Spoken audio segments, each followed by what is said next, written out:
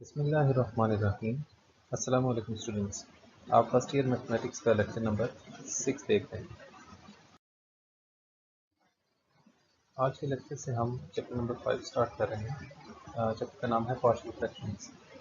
तो सबसे पहले डेफिनेशन देखें कि expressing rational function as a sum of two or more simple rational functions is called partial fraction resolution, and these simpler rational fractions are called partial fractions.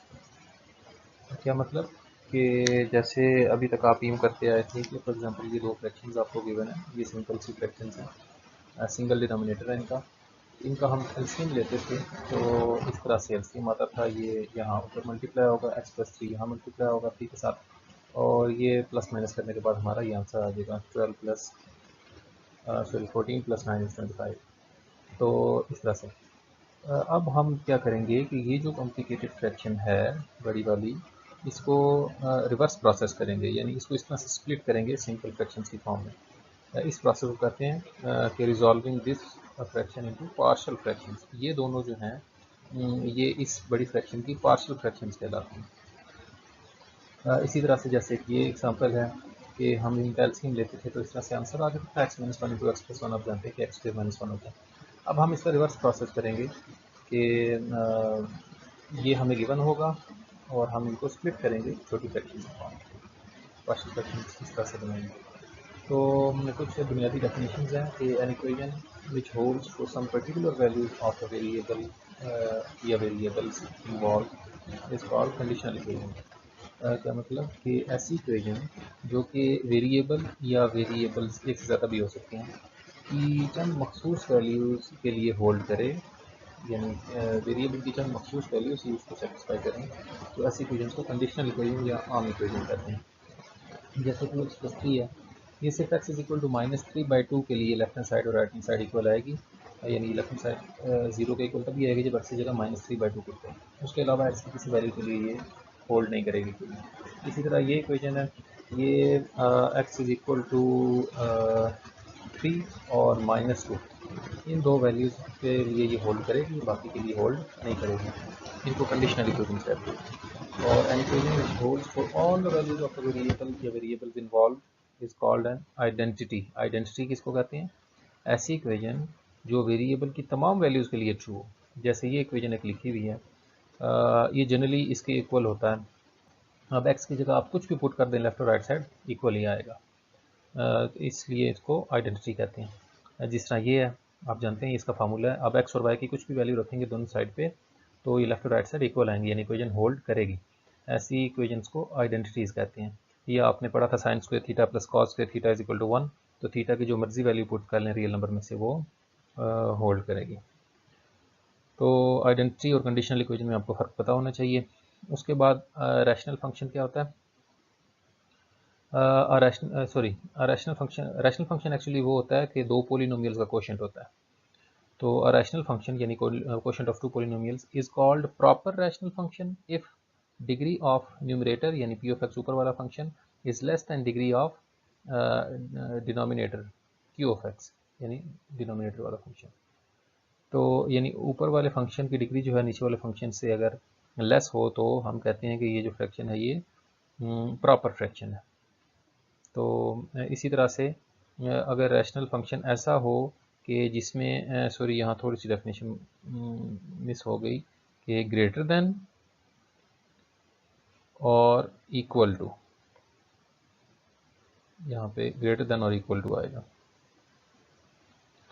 कि ऊपर वाला जो function है ना ये पी ऑफ एक्स, इसकी degree नीचे वाली डिग्री से ज़्यादा हो या फिर इन दोनों की डिग्री सेम हो। डिग्री से मुराद होती है पोलिनोमियल में जो वेरिएबल की मैक्सिमम पावर आ रही होती है ना, उसको डिग्री कहते हैं। तो जैसे अभी मिसाल से समझते हैं ना, जैसे ये एक लिखी हुई है ना फ्रैक्शन ये वाली, अब ऊपर देखें एक्स की मैक्सिमम पावर 1 आ रही है 7x+25, तो ऊपर वाले इस पोलिनोमियल पी ऑफ एक्स की डिग्री है 1, और नीचे इनको जब मल्टीप्लाई करेंगे तो देखें एक्स एक्स एक्स स्क्वायर, तो नीचे वाले पोलिनोमियल की नीचे वाला जो पोलिनोमियल बनेगा उसकी डिग्री 2 आ रही है। तो ऊपर वाले पोलिनोमियल की डिग्री 1 है, नीचे वाले पोलिनोमियल की डिग्री 2 है, यानी ऊपर वाले की कम है नीचे वाले की ज़्यादा है, ये वाला केस है। पी ऑफ एक्स की डिग्री पी ऑफ एक्स नीचे वाले से कम है, तो इसका मतलब है ये प्रॉपर रैशनल फंक्शन है। और जो ये है इसमें देखें ऊपर वाले की डिग्री भी 2 है, नीचे वाले की भी डिग्री 2 है। इसका मतलब है कि ये दोनों इक्वल हैं। तो पी ऑफ एक्स और पी ऑफ एक्स की डिग्री अगर इक्वल हो या ऊपर वाले की अगर ज़्यादा भी हो, इन दोनों केसेस में ये इम्प्रॉपर रैशनल फंक्शन होता है। जो इम्प्रॉपर होता है उसको पहले डिवाइड करके रैशनल प्रॉपर रैशनल फंक्शन बनाते हैं और फिर पार्शियल फ्रैक्शंस निकालते हैं। तो अभी क्वेश्चंस करते हैं और इनको डिटेल में देखते हैं। तो एक्सरसाइज 5.1 का क्वेश्चन नंबर 4 देखें। फर्स्ट केस है एक्सरसाइज 5.1 में कि ये जो फैक्टर्स होंगे डिनोमिनेटर में वो लीनियर नॉन रिपीटेड फैक्टर्स होंगे। ये क्वेश्चन नंबर 4 है। इसमें देखें सबसे पहले आपने देखना है कि जो फ्रैक्शन हमें गिवन है वो प्रॉपर है या इम्प्रॉपर। तो ऊपर वाला फंक्शन जो है ये पी ऑफ एक्स, इसकी डिग्री 2 है, देखिए मैक्सिमम पावर 2 है। नीचे देखें एक x है और x स्क्वायर, ये मल्टीप्लाई होंगे तो x क्यूब, नीचे डिग्री 3 है। ऊपर वाले की डिग्री कम हो, नीचे वाले की डिग्री ज़्यादा हो तो ये प्रॉपर होती है, इसको डिवाइड करने की ज़रूरत नहीं होती। अब जो केस हम पढ़ रहे हैं वो तो है लीनियर नॉन रिपीटेड फैक्टर्स, लेकिन हमें ये क्वाड्रेटिक एक नज़र आ रहा है नीचे। तो एक्चुअली इसके फैक्टर्स बन रहे होंगे, ये इरिड्यूसिबल नहीं होगा, ये रिड्यूस हो सकता होगा लीनियर्स में। तो देखें इसके फैक्टराइज किया, मिड टर्म ब्रेक किया है, 7x को ब्रेक करें तो 2 5 10 होती है ना, इसके फैक्टर बन जाएंगे। 2 और 5 में इसको स्प्लिट करेंगे और जो प्रोसेस होता है फैक्टराइजेशन का उसके ज़रिए x+2 और x+5 इसके फैक्टर्स बन जाएंगे इस तरह से। तो अब देखें ये लीनियर फैक्टर्स जिसकी बात हो रही थी, लीनियर, ये देखें x⁴1 x⁴1 x⁴1 और कोई भी रिपीट नहीं हो रहा है, इनमें से सब मुख्तलिफ है। तो अब तरीका ये होता है कि हर लीनियर फैक्टर के ऊपर एक कांस्टेंट लगा देंगे दूसरे के, और इसी तरह से तीसरे में, और बीच में प्लस लगा देंगे। इसको इक्वेशन 1 कह लें। एक्चुअली हमने ए बी और सी की वैल्यू फाइंड करके यहाँ पुट करेंगे तो हमारा आंसर आ जाएगा। तो उसका प्रोसीजर देख लें कि multiplying by x-2 x+2 and x+5 on both sides, fraction ख़त्म करें। ये जो एलसीएम बन रहा है इनका, इसको इससे मल्टीप्लाई कर दें। अब लेफ्ट हैंड साइड पे जब इन तीनों से मल्टीप्लाई करेंगे तो ये तीनों कैंसिल हो जाएंगे, ऊपर वाली टर्म बच जाएगी, ये देखें 3x² - 4x - 5। और राइट साइड पे जब मल्टीप्लाई करेंगे, सबसे पहले ये ए वाले से जब मल्टीप्लाई होगा तो x-2 से x-2 कैंसिल हो जाएगा, बाकी x+2 और x+5 ए के साथ रह जाएंगे। फिर जब b के साथ ये तीनों मल्टीप्लाई होंगे तो x+2 वाली टर्म कैंसिल हो जाएगी, x-2 और x+5 बचेंगे, ये देखें। फिर c के साथ जब मल्टीप्लाई होगा तो x+5 वाला कैंसिल हो जाएगा, x-2 और x+2 वाले बचेंगे, ये देखें। इसको इक्वेशन 2 कह लें। ये वो इक्वेशन है जहाँ से हमें ए बी और सी की वैल्यूज़ मिलेंगी, ये एक आइडेंटिटी होती है। तो देखें यानी वेरिएबल की तमाम वैल्यूज़ के लिए होल्ड करेगी। पुट, अब देखें इधर देखें, ए की वैल्यू फाइंड करनी है ना लीनियर वाले केस में, नॉन रिपीटेड वाले फैक्टर्स में। ए की वैल्यू फाइंड करने के लिए क्या करते हैं, ए के नीचे जो टर्म लिखी हुई है ना उसको जीरो करके एक्स की वैल्यू फाइंड करें। x-2 को अगर जीरो करें तो एक्स की वैल्यू बनती है 2। इसको इस ऊपर वाली इक्वेशन में पुट करें जहाँ से वैल्यूज़ निकालनी थी हमने। तो जहाँ जहाँ एक्स लिखा हुआ ना इस इक्वेशन में, इक्वेशन 2 में, ये इक्वेशन 2 है, इसमें x की जगह 2 पुट करते हैं। तो देखें 3 × 2 का स्क्वायर -4 × 2 + 5, यहाँ भी 2 + 2, ये 2 + 5, यहाँ 2 - 2, 2 + 5, 2 - 2, 2 + 2, ये देखें x की जगह 2 लिख दिया पूरी पूरी। तो ये 4 3 12, 4 2 8 और ये 5 आ गया। इस तरह 2 + 2 4, 2 + 5 7। ये देखें 2 - 2 0, ये मल्टीप्लाई होकर सब टर्म 0 हो गई। यहाँ भी 2 - 2 0 था, ये टर्म भी 0 हो गई। तो क्या बचा 12 - 8 4, 4 - 5 -1, ये, और 4 7 28, 28 है। यहाँ से a की वैल्यू आई, ये 28 उधर जाके डिवाइड हो जाएगा -1/28। तो देखें a की वैल्यू निकल आई, ये हमने a फाइंड कर लिया। इसी तरह अब देखें b के लिए क्या करेंगे, b के नीचे x+2 लिखा था उसको जीरो करें तो x की वैल्यू बन रही है -2। इसको उसी इक्वेशन में पुट करें, इक्वेशन नंबर 2 में, इस इक्वेशन में। तो जहाँ जहाँ x आ रहा है वहाँ पे देखें, ये देखें -2, और जब यहाँ पे -2 पुट करेंगे तो -2 + 2 0, जब यहाँ पुट करेंगे तो -2 और +2 0, तो a और c वाले 0 हो जाएंगे, b बचेगा। तो जहाँ x था वहाँ -2 पुट किया तो लेफ्ट हैंड साइड का 15 बच रहा है और राइट हैंड साइड से 4 3 12 बच रहे हैं। तो 12 उधर जाके डिवाइड होगा तो 3 के टेबल से दोनों कैंसिल हो रहे हैं। आपको पता है 3 5 15 और 3 4 12, तो ये 4/5 रह जाएगा माइनस का। तो ये देखें b की वैल्यू भी आ गई। तो इसी तरह c के लिए क्या करेंगे कि ये c के नीचे जो x+5 लिखा हुआ है इसको ज़ीरो करेंगे तो x की वैल्यू आ जाएगी -5। अब x की जगह -5 पुट करेंगे इक्वेशन 2 में, ये वही इक्वेशन, इसमें जहाँ जहाँ x लिखा था वहाँ -5 लिखेंगे तो ये देखें इस तरह से आ जाएगा। अब ये वाली टर्म जो थी -5 + 5 0 हो जाएगा, यहाँ पे भी -5 + 5 0, ए और बी वाली टर्म 0 हो जाएंगी, सिर्फ सी बचेगा। सी के साथ देखें एक्स की जगह पे -5 पुट किया, तो लेफ्ट हैंड साइड से 90 बच रहा है, राइट साइड पे 7 3 21 हो जाएगा। ये 21 तो जाके डिवाइड होगा, ये भी देखें 3 से कैंसिल हो रहे हैं, 3 30 90 और 3 7 21, तो इस तरह से ये 30/7 आ जाएगी सी की वैल्यू। बस ए बी और सी की वैल्यू ही निकालना असल काम था, ये तीनों वैल्यूज निकल आई। सो इक्वेशन 1 बिकम्स, इक्वेशन 1 में पुट कर देंगे, ये जो मेन इक्वेशन थी जो हमने पार्शियल फ्रैक्शन शुरू में ए बी सी लगा के बनाई थी, इसमें पुट कर देंगे। ए की जगह क्या पुट करना है हमने, -1/28, ये वाली उसकी वैल्यू।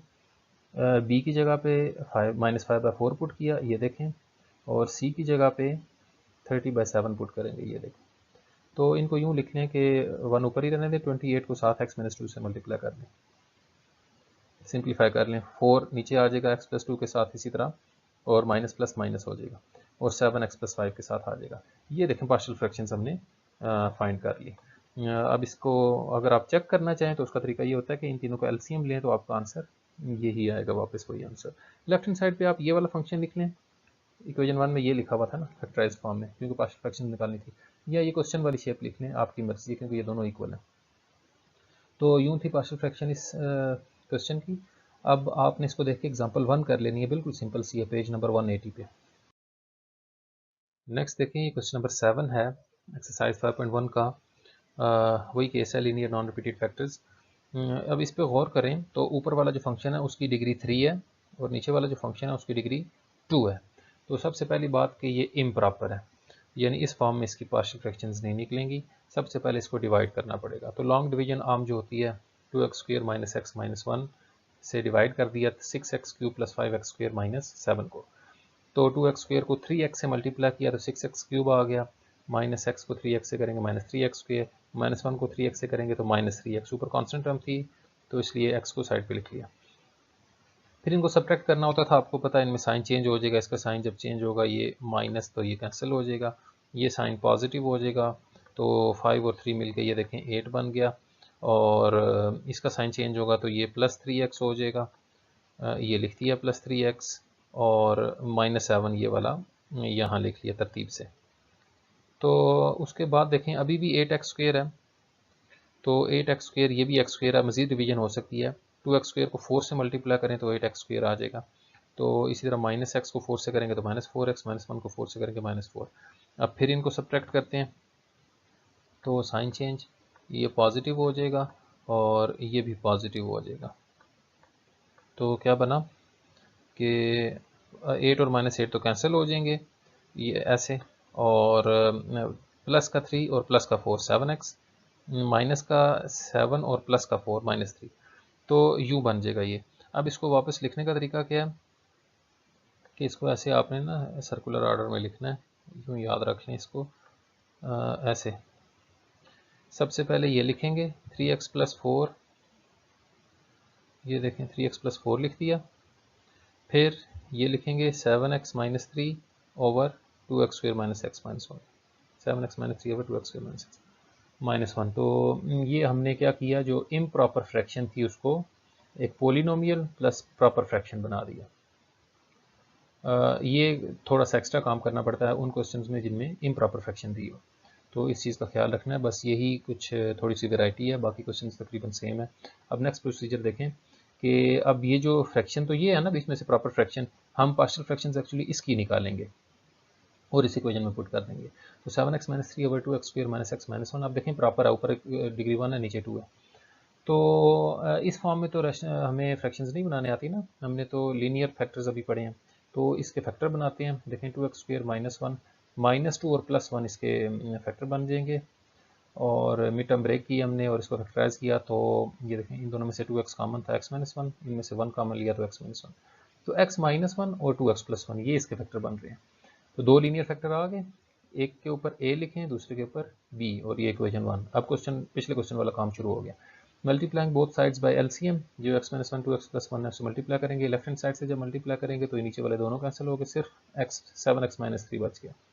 राइट हैंड साइड पे ये दोनों जब a से मल्टीप्लाई होंगे तो देखें x - 1 वाला कैंसिल हो जाएगा, a के साथ सिर्फ 2x + 1 रह जाएगा। और बी के साथ जब इन दोनों को मल्टीप्लाई करेंगे तो 2x + 1 वाला कैंसिल हो जाएगा फैक्टर, x - 1 बचेगा। ये वो इक्वेशन है जहाँ से हमें ए और बी की वैल्यूज़ मिलेंगी। तो सबसे पहले ए के नीचे x - 1 आ रहा है, उसको 0 करें तो x की वैल्यू 1 आती है। इसको इक्वेशन नंबर 2 में पुट करते हैं, जहाँ जहाँ x आ रहा है वहाँ पे 1 लिखेंगे। तो 7 × 1, 2 × 1 + 1, ये देखें, और ये 1 - 1 0 हो जाएगा ये वाली टर्म। तो 7 - 3 लेफ्ट पे 4 बचा, 2 + 1 3, तो 3 तो जाकर डिवाइड होगा, 4/3 ये हमारी ए की वैल्यू आ गई। अब बी के लिए, बी के नीचे आ रहा है 2x + 1, उसको 0 करें तो x की वैल्यू आएगी 1 उधर जाकर माइनस होगा और 2 डिवाइड होगा, -1/2। इसको उसी इक्वेशन 2 में पुट करें, जहाँ जहाँ x आ रहा है वहाँ पे -1/2 लिखेंगे। देखें x की जगह पे -1/2, फिर यहाँ पे -1/2 पुट करेंगे, नहीं आपको सिर्फ दिखाने के लिए कि ये भी 0 होगा। 2 × -1/2 जब करेंगे तो ये देखें 2 से 2 कैंसिल हो जाएगा, ये क्या बचा, -1 और +1, ये 0 हो जाएगा। सिर्फ बी वाली टर्म बचेगी। बी के साथ क्या था, x - 1, तो 1 x की जगह -1/2 लिखेंगे। ये तो ये तो 0 हो गया। -7/2 और -3 एलसीएम जब लेंगे ना तो -7/2 -3 का तो 2 3 6, 6 और 7 मिलके 13 हो जाएगा। तो -13/2 एलसीएम इनका आ गया। राइट हैंड साइड पे भी एलसीएम लें तो 2 1 2 और 1 3, -3/2 बी के साथ आ गया। तो जब ये क्रॉस मल्टीप्लाई करेंगे इसको तो 2 से 2 कैंसिल हो जाएगा उधर जाके, तो 13 के नीचे 3 आ जाएगा। तो देखें बी की वैल्यू भी आ गई। तो इस क्वेश्चन में 2 फैक्टर थे नीचे डिनोमिनेटर में, तो 2 ही वैल्यूज़ निकालनी थी हमने, ए और बी की। तो इसको इक्वेशन 1 में पुट कर देते हैं, ए को और बी को। तो ए की वैल्यू आई थी 4/3, तो देखें यहाँ पे 4/3 लिख दिया x - 1 के साथ, और बी की वैल्यू आई है 13/3, तो बी 2x + 1 के साथ देखें 13/3 लिख दिया। तो ये जो प्रॉपर फ्रैक्शन आई थी ना बीच में क्वेश्चन के, उसकी हमने पार्शियल फ्रैक्शंस निकालनी है। तो असल क्वेश्चन तो ये था, वो इक्वेशन 0 में लिखा हुआ है। तो ये जो वैल्यू आ गई है ना 7x - 3/2x² - x - 1 की, इसको इक्वेशन 0 में पुट कर दें। तो इक्वेशन 0 में जब पुट करेंगे तो ये एक्स्ट्रा काम होता है एक्चुअली, शुरू में भी डिवीजन करनी होती है और आखिर में पार्शियल फ्रैक्शंस को यहाँ पुट करना होता है उन क्वेश्चंस में जो इम्प्रॉपर फंक्शंस हो। तो देखें 3x + 4 जैसे लिखा था वो एज इट इज़ लिखा हुआ है, और ये जो 7x - 3/2x² - x - 1 था, उसके लिए हमने ये सारा काम किया और उसकी आखिरकार ये 2 वैल्यूज़ आई थी, उनको यहाँ पे उसकी जगह पुट कर दिया। तो ये था आपका क्वेश्चन नंबर 7।